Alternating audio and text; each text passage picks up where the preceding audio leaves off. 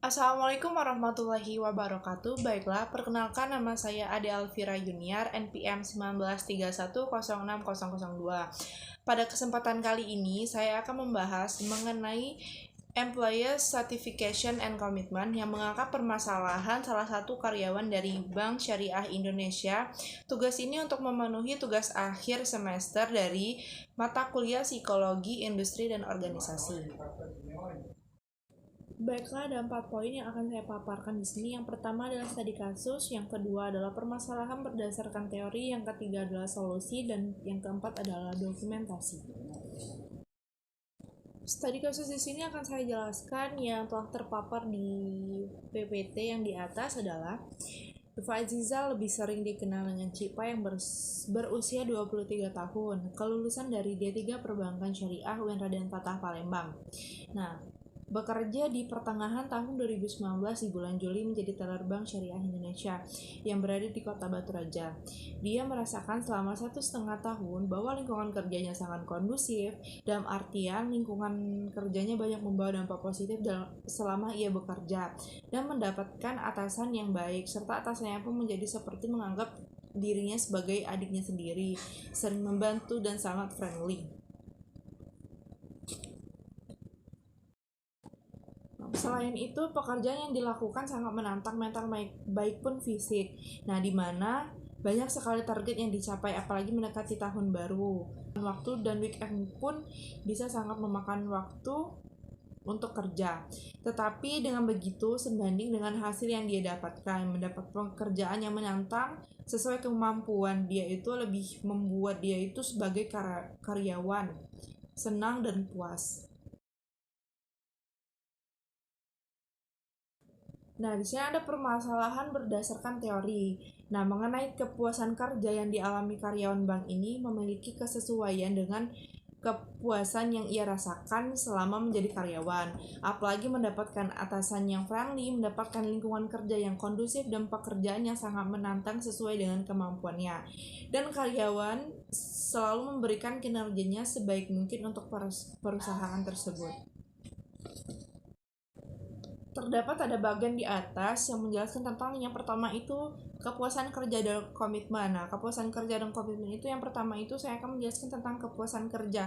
Di mana kepuasan kerja itu terdapat apakah harapan karyawan terpenuhi, yang kedua apakah imbalan dan sumber daya diberikan secara adil.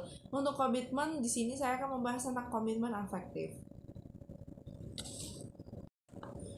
Baiklah, di sini mengenai kepuasan kerja. Di sini ada tanda tanya besar, apakah harapan karyawan terpenuhi?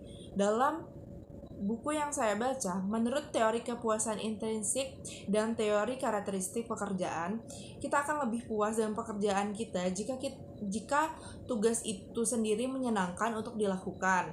Apa yang membuat tugas menyenangkan bervariasi antar individu.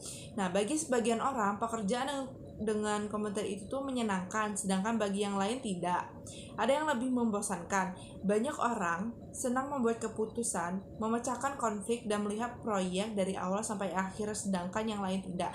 Jadi ada beberapa opsi untuk mengatakan kepuasan kerja bagi karyawan tersebut. Nah, di dalam permasalahan klien saya ini terdapat kepuasan kerja karena ia mendapatkan pekerjaan yang menyenangkan walaupun itu menantang, tetapi membuat ia merasakan puas dan senang dengan hasil kinerja yang dia berikan kepada perusahaan tersebut. Lalu ia juga pun mendapatkan atasan yang menurut dia bisa membuat dia lebih menjadi karyawan yang kondusif dan lingkup dia selalu memberikan kinerja yang baik. Nah, lalu menurut teori pembelajaran sosial, kita akan lebih puas jika rekan kerja kita tuh puas. Jadi, jika semua orang merengek dan mengeluh, sulit untuk menjadi satu-satunya orang di tempat kerja yang mencintai pekerjaan. Mencintai pekerjaannya. Ada menurut Hakim, Locke, dan Durham memiliki hipotesis bahwa 4 variabel kepribadian berhubungan dengan kecenderungan orang untuk menjadi puas dengan kehidupan dan pekerjaan mereka ada 4. Yang pertama itu stabilitas emosional, yang kedua itu harga diri, yang ketiga itu self efficacy atau kemampuan yang dirasakan untuk menguasai lingkungan mereka, dan lokus kendali eksternal, di mana kemampuan yang dirasakan untuk mengendalikan lingkungan mereka. Artinya, orang yang cenderung puas dengan pekerjaan mereka dan dengan kehidupan secara umum memiliki harga diri yang tinggi dan perasaan kompeten, stabil secara emosional, dan percaya bahwa mereka tuh memiliki kendali atas hidup mereka. Lalu yang kedua, kepuasan kerja. Apakah imbalan dan sumber daya diberikan secara adil? Nah, salah satu faktor yang terkait dengan kepuasan kerja dan motivasi karyawan itu adalah sejauh mana karyawan itu merasa bahwa mereka itu diperlakukan secara adil. Nah, ada teori ekuitas didasarkan pada premis bahwa tingkat kepuasan dan motivasi kerja kita itu kan terkait dengan seberapa adil kita percaya bahwa kita itu diperlukan dibandingkan dengan orang lain. Jika kita yakin bahwa kita diperlakukan tidak adil, kita berusaha mengubah keyakinan atau perilaku kita sampai situasinya tanpa adil. Jadi, misalkan kita itu tidak merasa adil dalam suatu perusahaan itu, berarti kinerja kita itu belum cukup baik untuk diperlakukan secara adil. Jadi kita itu harus mengubah cara kita itu agar kita itu tidak dibandingkan dengan orang lain. Ya, yang pastinya kita itu harus mempunyai ciri khas sendiri agar kinerja kita itu dianggap baik lebih dari orang lain. Nah, jika kita tuh yakin bahwa kita tuh diperlakukan tidak adil, kan kita tuh harus berusaha mengubah keyakinan atau perilaku kita itu sampai orang itu tuh dan sampai diri kita tuh merasa adil dengan perlakuan mereka. Nah, berdasarkan teori kesetaraan dan keadilan, cara terbaik untuk membuat karyawan itu tetap puas itu adalah dengan memperlakukan mereka itu semua dengan adil, yang berarti harus membayar paling banyak kepada karyawan yang paling banyak berkontribusi. Nah, dari penjelasan ini kan cara terbaik itu tuh membuat karyawan itu tetap puas itu adalah dengan memperlakukan mereka semua dengan adil. Berarti dari atasan itu memperlakukan semua karyawannya itu dengan adil sesuai dengan kinerja yang dia berikan kepada perusahaan tersebut. Lalu di sini ada komitmen. Nah, berdasarkan komitmen itu dari pengertiannya, komitmen kerja adalah merupakan suatu keadaan seseorang karyawan yang memihak organisasi tertentu serta tujuan-tujuan dan keinginannya untuk mempertahankan keanggotaannya dalam organisasi atau perusahaan tersebut.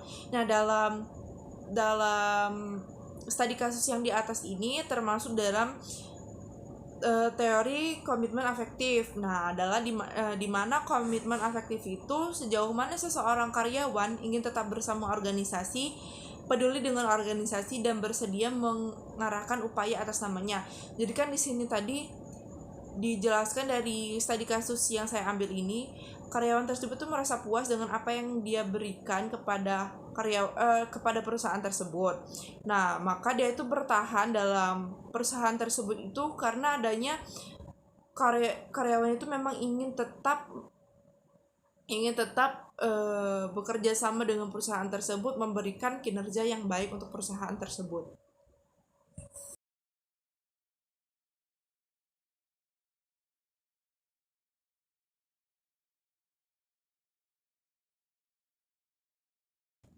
Baiklah, cukup sekian yang bisa saya sampaikan. Kurang dan lebihnya saya mohon maaf. Kepada Allah saya mohon ampun. Untuk akhir kata saya ucapkan terima kasih untuk Ibu Ira yang telah memberikan ilmu selama 1 semester ini. Saya sangat bersyukur bertemu dan diajar oleh Ibu. Salam sehat untuk Ibu. Semoga ilmu yang diberikan bermanfaat untuk kehidupan. Saya akhiri. Wassalamualaikum warahmatullahi wabarakatuh.